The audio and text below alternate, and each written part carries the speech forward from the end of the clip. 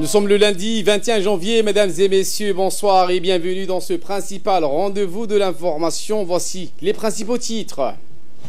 Le ministre des Affaires étrangères de la coopération internationale représente le chef de l'État au 4e sommet économique et social de la Ligue arabe à Beyrouth.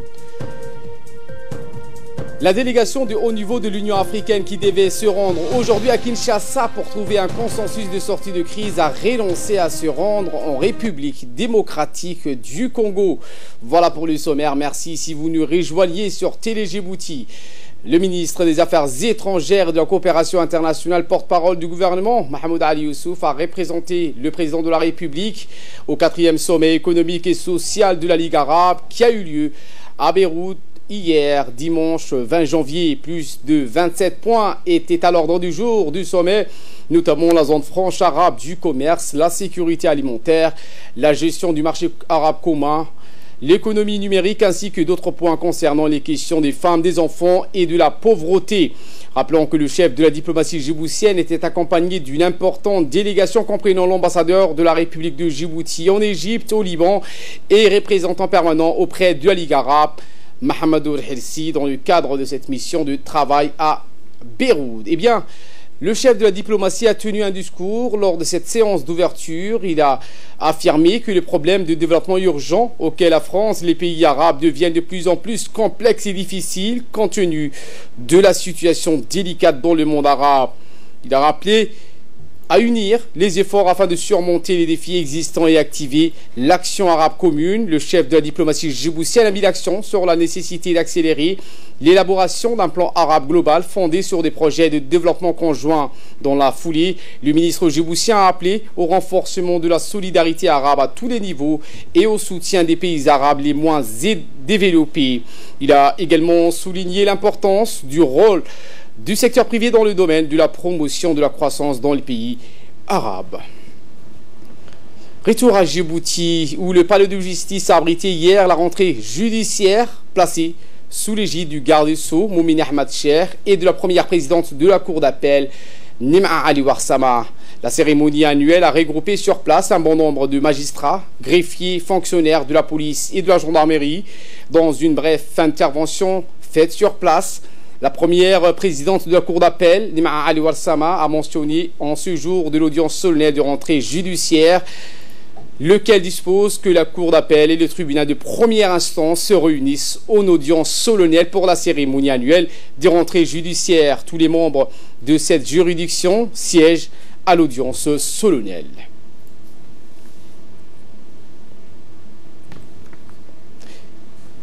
Eh bien, le ministre de la Justice, Moumine Ahmad Cher, a fait une déclaration aujourd'hui à l'occasion de la rentrée judiciaire, un événement qui a marqué le point de départ de l'année judiciaire 2019. Écoutez. A été marqué, comme vous vous rappelez, d'un autre crime odieux qui a eu lieu à Ali Sabieh, jamais vu jusqu'à ce jour dans notre pays. Une jeune lycéenne a été violée et assassinée par 3 individus majeurs. L'extrême brutalité de ce crime montre notre société traditionnellement respectueuse de la femme, des personnes vulnérables, est en train de changer, si elle n'a pas changé totalement. Face à cette évolution, nous devons agir avec beaucoup de fermeté et de sévérité. Le gouvernement et le ministère de la Justice ne peuvent ni accepter ni tolérer les violences basées sur le genre, quelle que soit leur forme. Le parquet doit systématiquement poursuivre les individus qui commettent des agissements en dépit des transactions familiales qui se font au détriment de la victime. Les peines les plus lourdes doivent être requises pour les crimes les plus graves comme le meurtre ou les violences. D'ailleurs, des peines planchées seront instituées sous peu. Une protection doit être garantie aux mineurs qui sont de plus en plus confrontés à la loi comme auteurs ou comme victimes, conformément à notre code de protection des mineurs et à nos engagements internationaux. L'emprisonnement doit être la solution de dernier recours.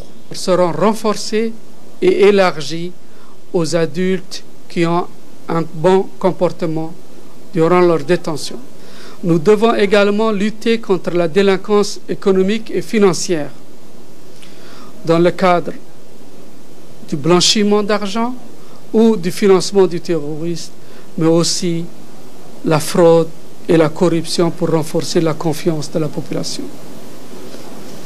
Par ailleurs, notre pays est de plus en plus confronté à un phénomène nouveau. C'est le phénomène de la contrebande qui a, comme vous le savez, des conséquences négatives sur notre économie. Ce commerce illicite constitue également un grand risque pour la santé publique. En effet, les marchandises objets de la contrebande sont souvent des cigarettes ou des médicaments périmés, ce qui est très nocif à la santé. Compte tenu de la gravité de la situation et conformément aux instructions du premier magistrat de ce pays, en l'occurrence le président de la République, je demande à l'ensemble des magistrats, qu'ils soient du siège ou du parquet, d'être fermes et de requérir systématiquement des peines d'emprisonnement contre les auteurs de contrebande et aussi les receleurs. Je ne manquerai pas d'attirer votre attention liée à la délinquance liée aux réseaux sociaux. En effet, des individus se réclamant de l'opposition ou des activistes des droits de l'homme insultent et diffament chaque jour des honnêtes citoyens ou des personnalités respectables. Nous devons les poursuivre et les traduire devant la justice. Ces délinquants d'un nouveau genre. Santé à prison, le ministre de la Santé, Dr Jamael Marouki, a présidé hier matin une cérémonie dédiée au partenariat tripartite entre notre pays, le Royaume du Maroc et la Banque islamique de développement dans le domaine de la santé. Les détails dans cette séquence.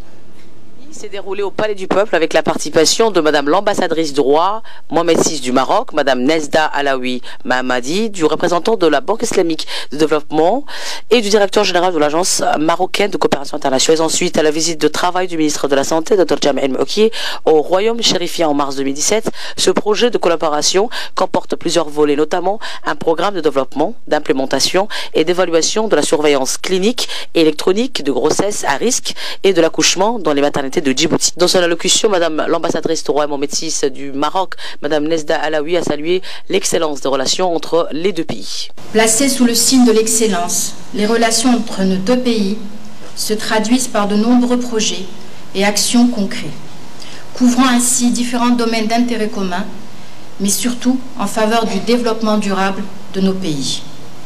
À cet égard, et à l'instar du renforcement des capacités des compétences humaines, le domaine de la santé est aujourd'hui identifié par les autorités de nos deux pays pour mettre en commun nos efforts pour le bien-être de nos populations, illustrant ainsi une dynamique prometteuse de coopération sud-sud. Le directeur général de l'Agence marocaine de coopération internationale, Mohamed Metaoul, a mis en exergue dans son intervention le travail accompli entre les deux pays. Cette coopération, relayée par l'AMSI et ses partenaires, consiste à partager l'expérience et le savoir-faire marocain avec nos frères et sœurs du continent, illustrant ainsi une coopération sud-sud solidaire et agissante. En 30 ans, l'AMSI a ainsi réussi à avoir une expérience reconnue, une crédibilité avec des résultats significatifs sur le plan africain dans ces 4 domaines d'intervention. Dans son allocution, le ministre de la Santé, Dr Jamael Marouki, a réitéré ses vives félicitations à l'ensemble des parties prenantes engagées dans cette parfaite collaboration fructueuse des deux nations. Ces efforts s'inscrivent dans le cadre de l'engagement de la République de Djibouti à atteindre les objectifs de développement durable. Je suis heureux de constater qu'un travail considérable a été abattu depuis le démarrage de ce projet. En marge de cette cérémonie, le directeur général de l'Agence marocaine de coopération internationale a remis aux mains du ministre de la Santé djiboutien un important lot d'appareils de monitoring destinés à renforcer la capacité de diagnostiquer et de prise en charge dans les maternités de Djibouti. Par la suite, une convention de partenariat a été signée entre le directeur de l'hôpital général Pelletier et le directeur du CHU Ibn Sina. Cet accord donne à l'hôpital Pelletier la possibilité de bénéficier de l'expertise et de l'expérience marocaine pour amorcer sa propre transformation en centre hospitalo-universitaire. Autre actualité de ce 22h, le ministre de l'Éducation nationale et de la formation professionnelle, Moustapha Mohamed Mahmoud, a reçu ce matin la visite d'une mission de la Banque mondiale dans son cabinet. La délégation a été conduite par M. Simon Taker et Atou Sek, respectivement chef de projet éducation et représentant de la Banque mondiale à Djibouti. Le ministre et la délégation de la Banque mondiale ont discuté du projet de transformation de l'école djiboutienne soutenu par la Banque mondiale. Il faut dire que cette mission vient appuyer le MENFOP dans la finalisation d'ici la fin de la semaine des composantes et du calendrier de mise en œuvre de ce projet phare du MENFOP. Le ministère compte démarrer les activités du projet dès le mois prochain afin d'accélérer la transformation de l'école pour rendre performante à travers notamment le développement professionnel des enseignants et la mise en place d'écoles répondant aux standards internationaux de qualité et d'inclusion. À ce titre, le MENFOP compte également mettre l'accent sur l'usage des nouvelles technologies de l'information, de la communication dans l'enseignement, mais aussi l'évaluation et la qualité des enseignements ainsi que l'offre du préscolaire pour permettre un développement rapide, efficace des enseignants et de l'apprentissage. Des enseignants et des enseignants très performants, des écoles au standard international, mais aussi des curriculums qui seront révisés et qui vont être aux normes internationales et répondre aux besoins de la société en termes de compétences de vie, en termes de nouvelles technologies de la communication et de l'information. Le ministre de l'Enseignement supérieur et de la Recherche, Dr Nabil Mohamed Ahmed, a reçu dans son bureau ministériel une forte délégation allemande conduite par l'ambassadrice allemande accréditée à Djibouti, Mme Enke Olsen, le maire de la ville de Kerlut, Dr Frank Mentrup. Les deux parties ont signé donc 2 accords de coopération dans le domaine de l'enseignement supérieur. Ces 2 accords favoriseront les échanges et la coopération dans des domaines de la recherche scientifique et la formation.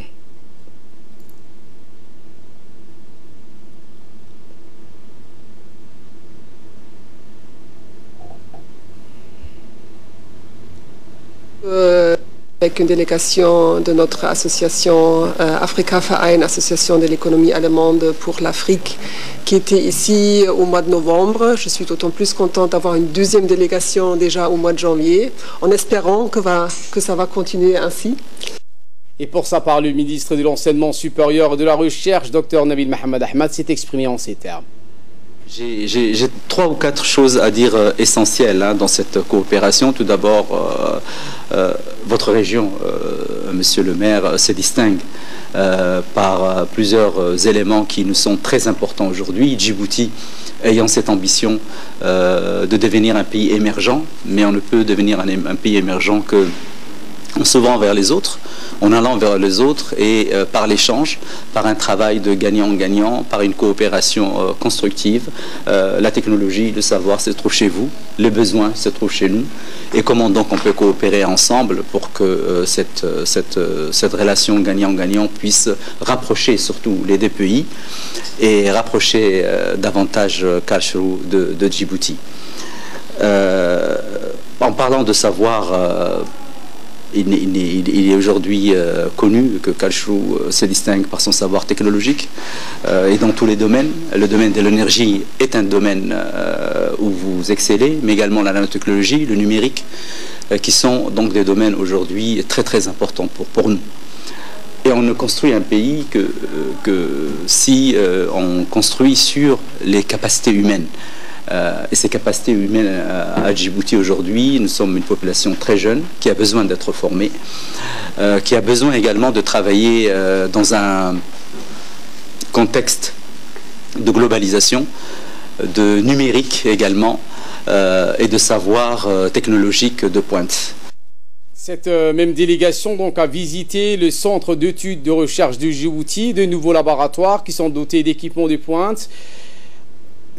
Disponibles au niveau donc régional, ces outils dernier cri permettront aux chercheurs en métallogénie et en biologie marine de dresser des inventaires précis et exhaustifs sur les richesses minéralières et marines présentes dans nos sols, dans nos sous-sols et sur les eaux territoriales. Cette délégation allemande a écouté donc les explications du responsable du laboratoire du centre d'études et de recherche de Djibouti. Ensuite, la délégation s'est dirigée à destination de l'université de Djibouti située à Balbala, Il était accueilli par le président de l'université. Suite à cet accueil, les cadres djiboutiens accompagnés de responsables de l'université ont entamé une visite guidée.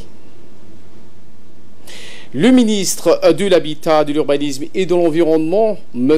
Moussa Mohamed Ahmed, a reçu hier dans son bureau le directeur général de l'Agence nationale des personnes handicapées, M.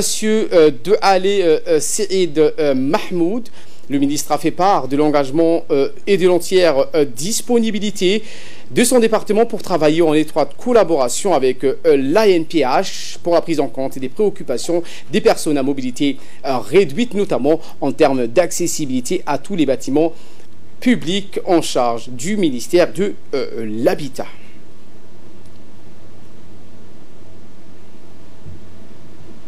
Autre réception cette fois-ci, le ministre de l'Énergie chargé des ressources naturelles, Younis Ali-Ghedi, qui a reçu en fin de matinée hier dans son cabinet cette délégation allemande conduite par l'ambassadrice d'Allemagne accréditée à Djibouti, Madame Enke Welsend, et de monsieur l'ambassadeur de Djibouti en Allemagne, Adel Mohamed Zileita. Ils étaient accompagnés du maire de la ville de Karouch, Dr Frank Mentrup, et le directeur général de l'ODEC, Dr Rayad Moussa Ahmad. Eh bien, ils ont signé un accord de coopération en présence également du ministre de l'Énergie, Younis Ali-Ghedi. L'objectif de cet accord est de former des jeunes cadres djiboutiens dans le domaine de l'énergie géothermique dans le système de financement de ce cas.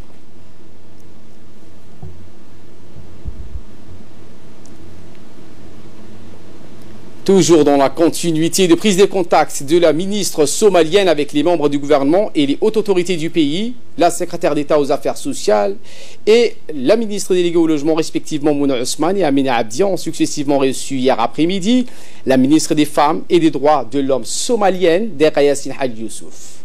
Elle a été introduite auprès de deux responsables du gouvernement par la ministre de la Femme et de la Famille, Moumina Hamad. Un accueil chaleureux a été réservé pour la délégation somalienne conduite par Mme Derya Yassine Hadji, ministre des Femmes et des Droits de l'Homme. Lors des entretiens entre les membres du gouvernement et la ministre somalienne, les discussions ont essentiellement porté sur le développement et la protection de la petite enfance qui est souvent victime de mutilations génitales féminines, qui est certes une pratique néfaste pour la santé. La ministre de la Femme, donc, qui nous a expliqué dans une interview, a expliqué qu'elle a reconnu que la République de Djibouti est un bon exemple en matière de législation dans sa lutte acharnée afin d'éradiquer à jamais toute mutilation, quelle que soit sa forme. Eh bien, elle a ainsi souligné que Djibouti est une source d'inspiration pour régler ces pratiques d'antan que les MGF, les mutilations génitales féminines. Et bien pour sa part, à l'issue des différentes rencontres, la ministre djiboutienne de la Femme et de la Famille, Moumina Hamad Hassan, a rappelé l'objet de la mission de délégation somalienne conduite par Mme Derya Yassine Hadji. De sa mission était de s'inspirer des programmes, des initiatives et surtout des textes juridiques que le gouvernement de la République de Djibouti a élaborés pour la protection et le développement de la petite enfance et en particulier la lutte contre les MGF, car la République de Somalie est en train d'élaborer des textes et des lois pour la protection et le développement de la petite enfance et en particulier la lutte contre les MGF.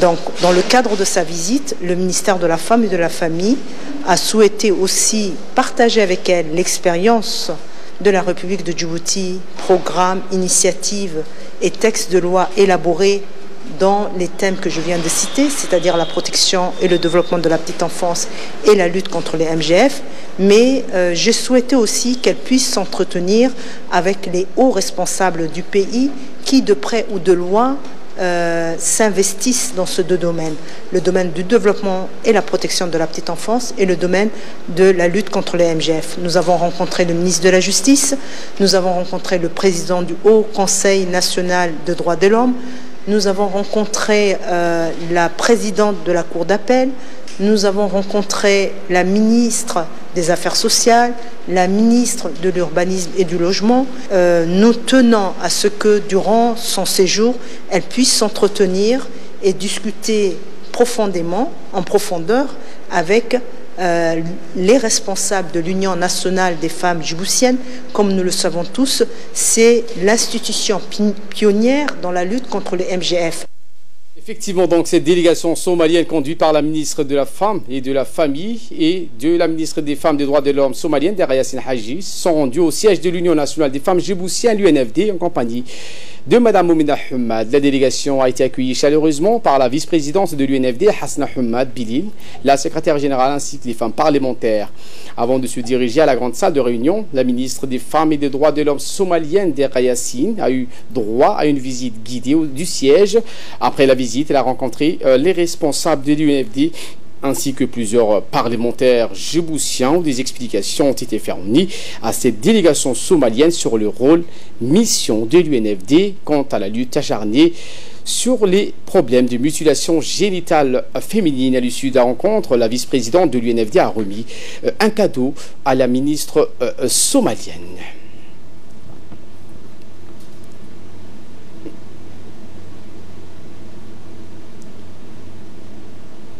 Et de là, nous passons aux nouvelles à travers le monde. Je vous le disais en titre, en RDC, l'Union africaine renonce donc à sa mission en République démocratique du Congo. Cette délégation du haut niveau de l'Union africaine qui devait se rendre aujourd'hui à Kinshasa pour trouver un consensus de sortie de crise a renoncé à se rendre dans ce pays. Le 17 janvier, les chefs d'État et de gouvernement réunis à Addis Abeba avaient convenu d'envoyer en RDC une délégation de haut niveau comprenant le président de l'Union et d'autres chefs d'État ou de gouvernement. Cette mission annoncée pour aujourd'hui a été annulée après que son appel a reporté la proclamation des résultats définitifs à cette présidentielle qui a été ignorée par la République démocratique du Congo. Voilà pour l'essentiel de ce 22h. Merci donc à vous de nous avoir suivis et très bon suivi des programmes sur Télé Djibouti.